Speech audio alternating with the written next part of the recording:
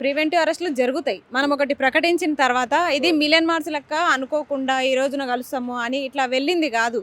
అందరం అనుకొని పోస్టర్లు రిలీజ్ చేసిన తర్వాత అందరికీ ప్రకటన చేసిన తర్వాత మనం వెళ్తున్నాం ప్రోగ్రామ్కి. అట్లాంటప్పుడు నువ్వు ఉన్న ఇంట్లోనే నిద్రపోతే నువ్వు ఎత్తుకోపోక ఏం చేస్తారు మరి?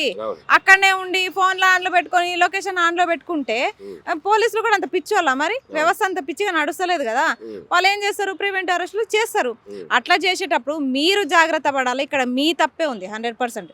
ఇక్కడ గవర్నమెంట్ అలర్ట్ గానే ఉంది. వాళ్ళ పని వాళ్ళు చేస్తున్నారు, పోలీసుల పని పోలీసులు చేస్తున్నారు, ప్రభుత్వం పని ప్రభుత్వం చేస్తుంది. దేంట్లో మనల్ని అరెస్ట్ చేయడంలో, మనం ఏదైనా ప్రోగ్రామ్ పెట్టుకుంటే దాన్ని విఫలం చేయడంలో, అన్నిట్లో ప్రభుత్వం సక్సెస్ అవుతుంది.